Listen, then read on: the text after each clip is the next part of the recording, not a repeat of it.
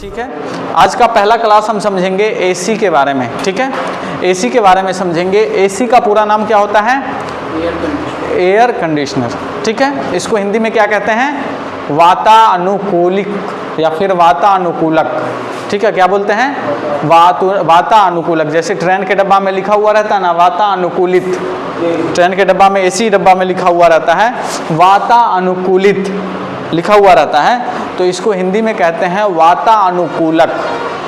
ठीक है, आज समझेंगे एसी का काम क्या होता है, एसी का खोज। अच्छा ये बताइए एसी का काम क्या होता है, आप लोग बताइए तो एसी का काम होता क्या है? एसी का काम अगर पूछा जाए तो आप लोग कहेंगे कि एसी का काम होता है सर रूम को ठंडा करने का काम होता है। बोलिएगा ना कि एसी रूम को ठंडा करने का काम होता है। लेकिन अगर मान लिया जाए कि अगर एसी पंखा का काम क्या होता है तो आप लोग बोलिएगा कि पंखा हवा देने का काम करता है, यही ना बोलिएगा। लेकिन मेरे दोस्त पंखा के अंदर हवा कहाँ से आएगा जो पंखा हवा देने का काम करता है? इसके अंदर कहीं हवा स्टोर किया गया है हवा? नहीं है ना, तो पंखा के अंदर हवा कहाँ से आएगा जो पंखा हवा देने का काम करता है?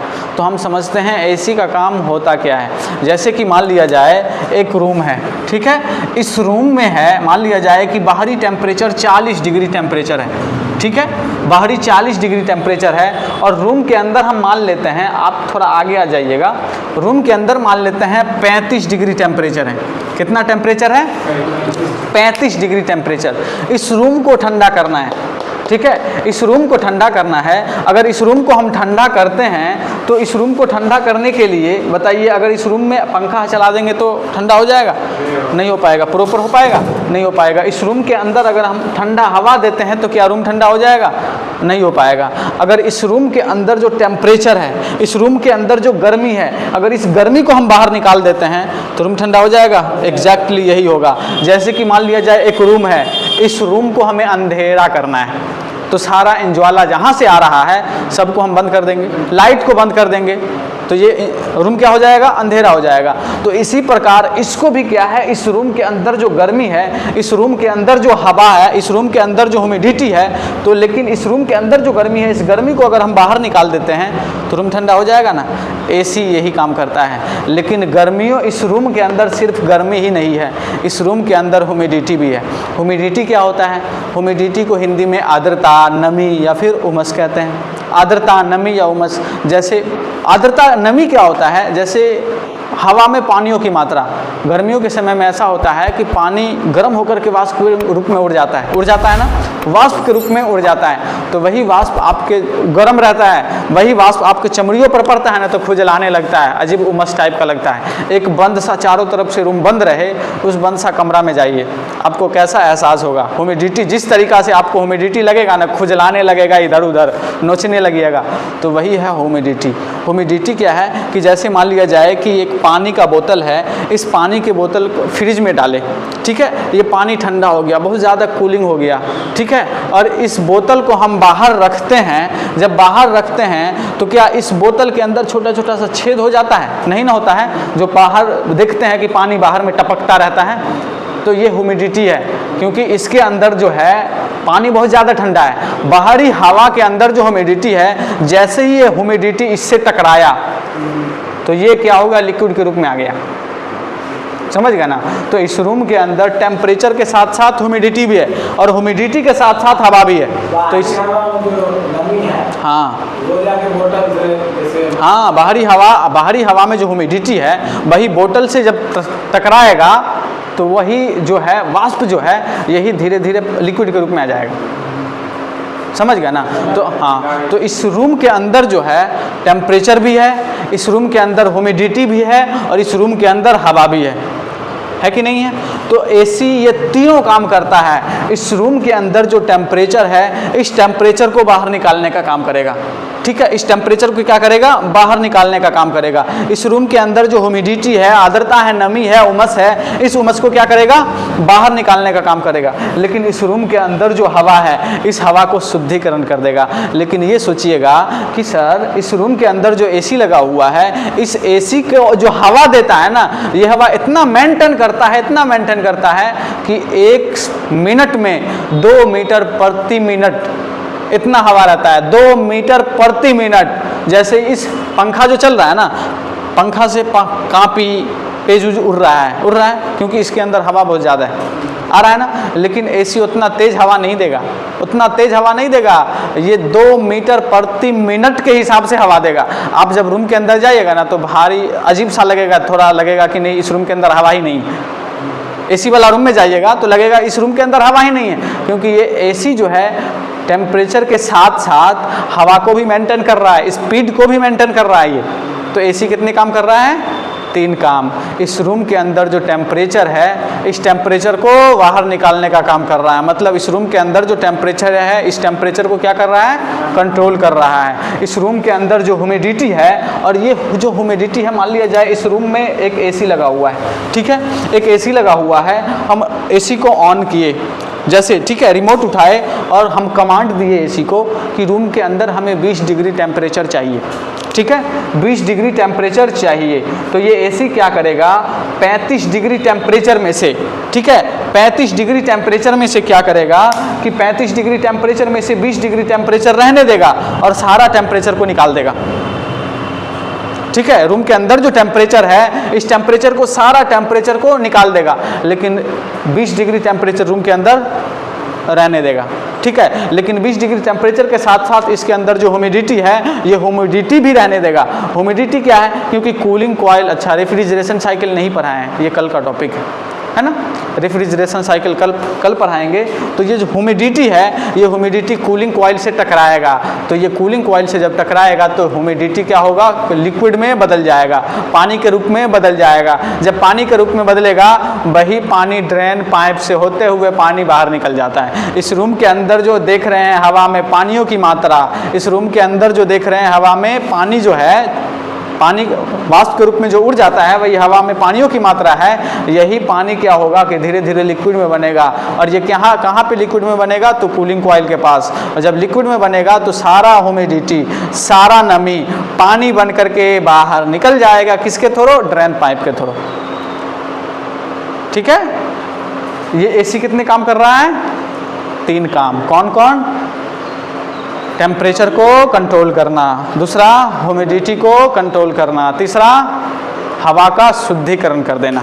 क्या कर देना? हवा का शुद्धिकरण कर देना। लेकिन ये जो एसी है, ये एसी रूम के अंदर जो हवा दे रहा है, ये हवा 2 मीटर प्रति मिनट, 2 मीटर प्रति मिनट के हिसाब से ये हवा दे रहा है। ज़्यादा स्पीड भी हवा नहीं देगा। ये रूम के अंदर जाइएगा ना तो आपको थोड़ा भारी भरकम लगेगा, समझ गया ना, भारी भरकम लगेगा। ऐसा किए हैं, होता है आप लोग।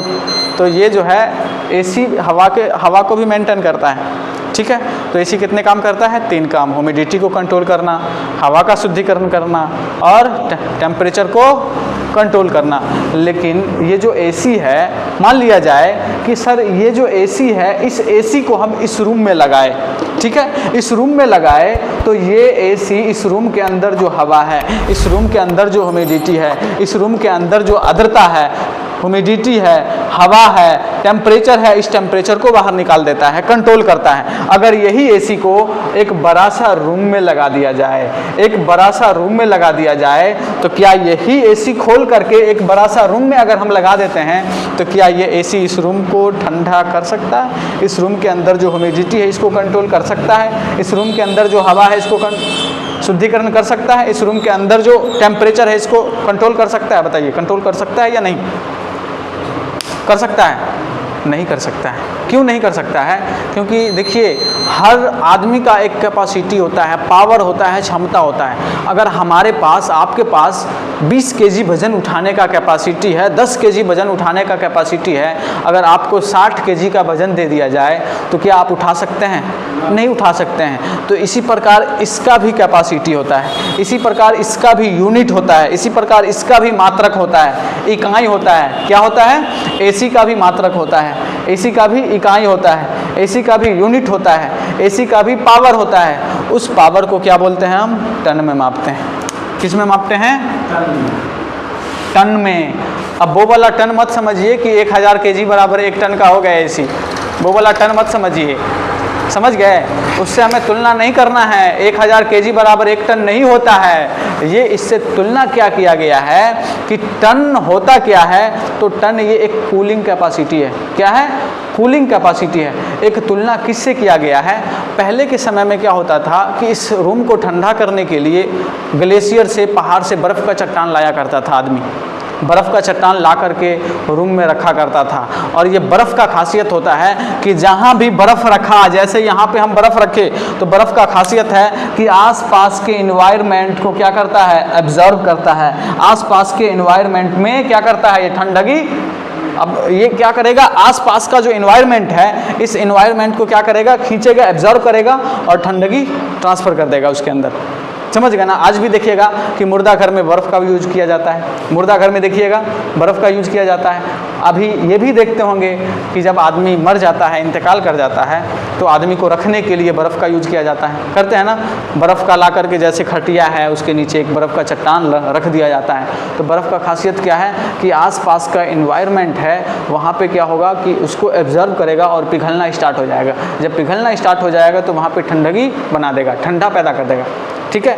ठंडा ट्रांसफ़र कर देगा ये बर्फ़। तो पहले के ज़माना में एक रूम को जब ठंडा करना होता था तो बर्फ़ लाया करता था आदमी। बर्फ़ ला करके एक रूम में रखा करता था। रखने के बाद वो रूम ठंडा हो जाता था। समझ गया ना? तो जब एसी का आविष्कार किया गया, एसी का आविष्कार के बाद देखा गया कि 1000 केजी का बर्फ़ का चट्टान लाया गया। क्या लगाया गया? 1000 केजी का बर्फ़ का चट्टान लाया गया और लाने के बाद एक रूम में रखा गया।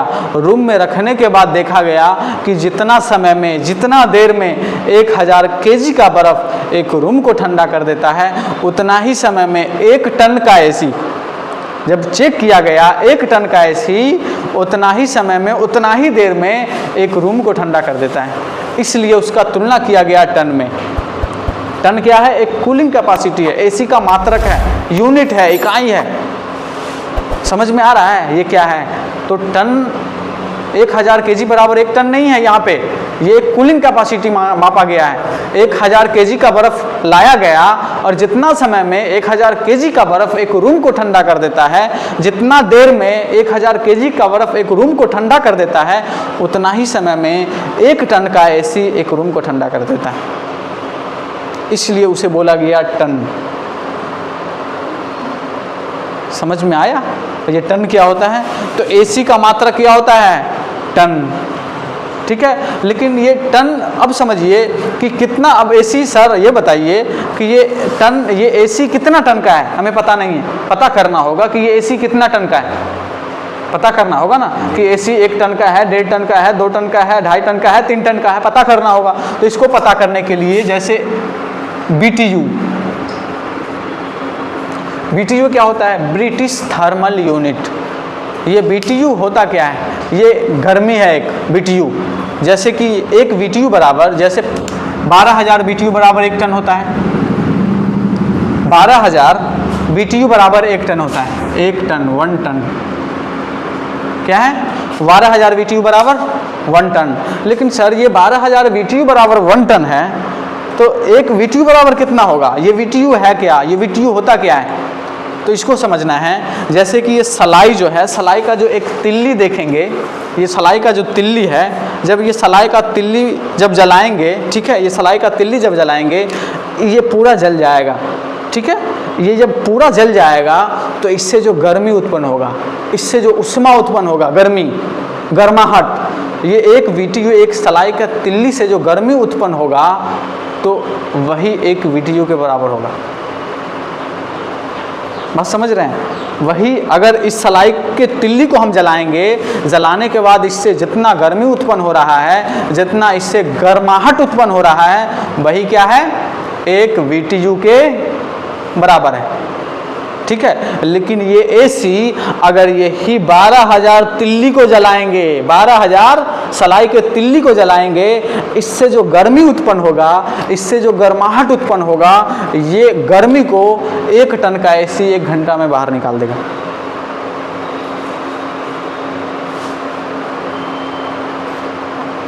समझ गए? तो ये क्या है? BTU। BTU क्या है? British thermal unit. ये गर्मी और ठंडगी को बताता है। ये समझ गया ना? अगर BTU को वाट में मापेंगे, ये समझ में आया? VTU, एक VTU बराबर कितना गर्मी है? एक सलाई का तिल्ली जब जलाएंगे उससे जो गर्मी उत्पन्न होगा, उससे जो उष्मा उत्पन्न होगा, वही उष्मा गर्मी जो है एक VTU के बराबर है। क्लियर? लेकिन एक AC, 1 टन का AC है तो 1 घंटा में ये 12,000 VTU उष्मा, क्या है? 12,000 VTU उष्मा रूम के अंदर जो गर्मी रहेगा इसको बाहर निकालेगा। इसका मतलब हाँ 1 घंटा में, अगर इसका मतलब ये है एक रूम में अगर हम 12,000 सलाई के तिल्ली को जलाएंगे, उससे जो गर्मी उत्पन्न होगा, उससे जो उष्मा उत्पन्न होगा, उतना समय में 1 घंटा में 1 टन का AC उस गर्मी को बाहर निकाल देगा। समझ में आया? ठीक है, तो ये क्या होगा? 12,000 BTU बराबर 1 टन। ठीक है, 1.5 टन में क्या होगा? इसी को 12 K लिख देगा, एक स्टिकर बना होगा, वहाँ पे एक स्टिकर चिपका होगा इंडोर आउटडोर में। ठीक है, वहाँ पे स्टिकर में लिखा होगा 12,000 BTU या फिर 12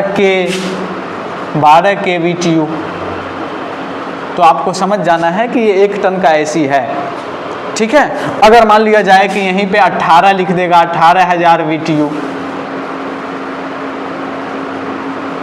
तो क्या समझ जाना है? ये AC 1.5 टन का है। ठीक है, ये AC 1.5 टन का है। अगर इसी का 12,000 का हम आधा करेंगे 6 होगा, इसी में 6 जोड़ देंगे तो कितना हो जाएगा? 18,000 हो जाएगा। तो क्या हो जाएगा? ये 1 टन और आधा टन 1.5 टन। ठीक है, तो ये AC कितना टन का हो जाएगा? 1.5 टन। अगर इसी को स्टिकर में लिखा होगा 18 K तो समझ जाना है क्या है? 1.5 टन है। अगर इसी को मान लिया जाए 24,000 लिख देगा तो क्या समझ जाना है? 2 टन। अगर इसी को 24 K लिख देगा तो क्या समझ जाना है? 2 टन। 12,000 BTU बराबर 1 टन। हाँ, 12,000 BTU बराबर 1 टन होता है। क्लियर? ये BTU समझ में आ गया? ये BTU 12,000 BTU बराबर 1 टन होता है। एक AC कितना? यहाँ पे 1.5 टन का होगा, 1.5 टन का होगा। 1.5 टन का होगा। हाँ, दोनों मिला के क्या ये इंडोर आउटडोर दोनों? नहीं, एक ही है ये एक ही है। हाँ, दोनों मिला के एक ही है, इंडोर और आउटडोर। ये जो है आउटडोर देखते हैं ना, ये हीट को निकालने के लिए दिया गया है आउटडोर में। गर्मी को, रूम के अंदर जो गर्मी है, इस गर्मी को बाहर फेंक देगा, वही आउटडोर से। इंडोर जो रूम के अंदर जो लगा रहेगा, ये रूम के अंदर जो गर्मी रहेगा ये खींच के आउटडोर को देगा, आउटडोर बाहर निकाल देगा। समझ गए? अब समझिए वाट।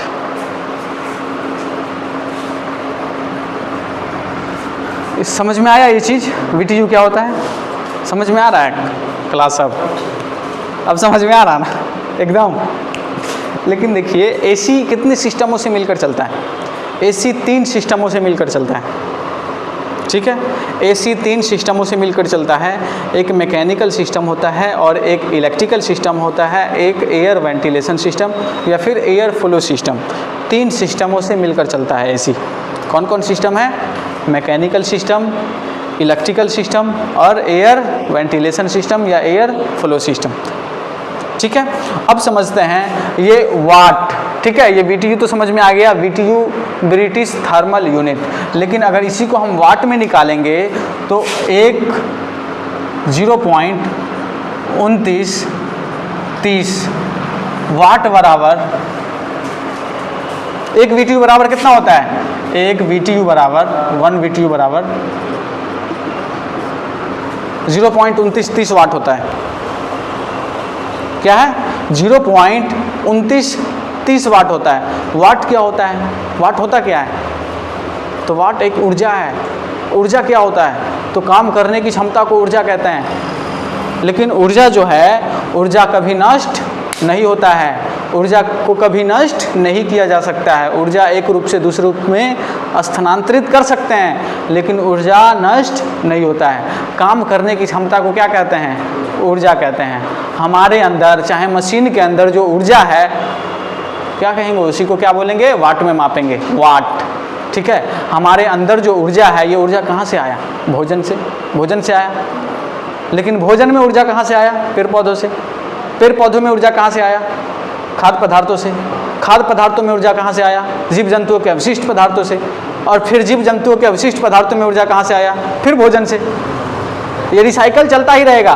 तो ऊर्जा कभी भी नष्ट नहीं होता है, ऊर्जा एक रूप से दूसरे रूप में स्थानांतरित होता है, लेकिन ऊर्जा को कभी भी हम नष्ट नहीं कर सकते हैं। ठीक है, तो इसमें ये जो गर्मी निकालने में जो ऊर्जा खपत होगा वही वाट है। समझ में आया? वाट, मशीन में जो ऊर्जा खपत हो रहा है वही वाट है। काम करने की क्षमता को ऊर्जा कहते हैं। हमारे अंदर जो ऊर्जा अभी हम पढ़ा रहे हैं, हमारे अंदर भी ऊर्जा खपत हो रहा है कि नहीं हो रहा है? हाँ हाँ, वो मात्रक है वाट। ठीक है, तो मशीन जो है हीट को बाहर निकाल रहा है, इसके अंदर भी ऊर्जा है, ऊर्जा खपत हो रहा है ना। तो एक BTU बराबर अगर देखेंगे 0.2930 है। अगर इसी को 1 टन में निकालेंगे तो इसी को अगर हम 12,000 से गुना कर देंगे, 0.2930 को 12,000 से अगर हम गुना कर देते हैं, देखिए 12,000 से गुना कर देते हैं तो गुना करके देखेंगे तो 3516 वाट आएगा। 3516 वाट। थोड़ा चेक कीजिए मोबाइल पर, देखिए थोड़ा कैलकुलेशन थोड़ा कीजिए, कैलकुलेशन करके थोड़ा देखिए कि 3516 वाट आ रहा है या नहीं आ रहा है। 0.2930, ठीक है, 0.2930 वाट। ठीक है, इसको कैलकुलेशन कीजिए, गुना कीजिए, गुना करके बताइए कि 3516 वाट आ रहा है या पॉइंट में आ रहा है वहाँ पे। अगर पॉइंट में आ रहा है तो यहाँ पे 2930 ही होगा, पॉइंट हटा देंगे। 3516 आ रहा है ना, एक्यूरेट 3516 वाट। ठीक है, अब बताइए कि 1 टन में कितना है? ये 1 BTU बराबर 0.2930 था वाट। अगर यही 12,000 BTU बराबर होगा तो कितना वाट जाएगा? इसको ऊर्जा कितना खपत होगा? 3516 वाट। ठीक है, तो 1 टन कितना के बराबर होगा? 3516 वाट के बराबर होगा। आप समझ में आया? 3516 वाट के बराबर होगा। स्टिकर में ये भी लिखा हुआ रहेगा 3516 वाट बराबर कितना टन है, आपको समझना है। ठीक है, 3516 वाट बराबर कितना टन होता है ये आपको समझना है। तो 3516 वाट बराबर क्या है? 1 टन है। अगर इसी का 1.5 टन बनाएंगे तो कितना होगा? 5274 वाट होगा कि नहीं? तो इसी का आधा करेंगे, आधा करने के बाद इसी में जोड़ देंगे, होगा उतना। आधा कीजिए, 3516 वाट का आधा कीजिए और आधा में जोड़ करके देखिए तो 1.5 टन में आएगा 5274 वाट। कुछ देखिए इतना ही कुछ आएगा, कैलकुलेशन थोड़ा कीजिए, आएगा। ठीक है, अब 5274 वाट जो आएगा तो ये कितना टन के बराबर है? 1.5 टन आएगा ना, 1.5 टन के बराबर। अगर इसी को 2 टन में करना है तो इसी को 2 गुना कर लेंगे, कितना हो जाएगा? 70 32, 35 दूना 70, 16 दूना 32 वाट। ये 2 टन में इतना वाट रहेगा। ऊर्जा खपत हो रहा है, ये ऊर्जा है, वाट है, और कुछ है इसमें बताइए?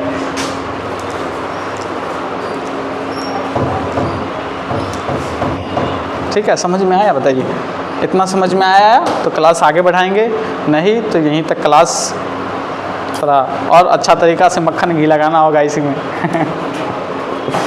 अगर समझ में आया तो बताइए, नहीं तो इसी में थोड़ा और घी लगाएंगे, घी लगा करके अच्छा से थोड़ा चमकाएंगे इसी को।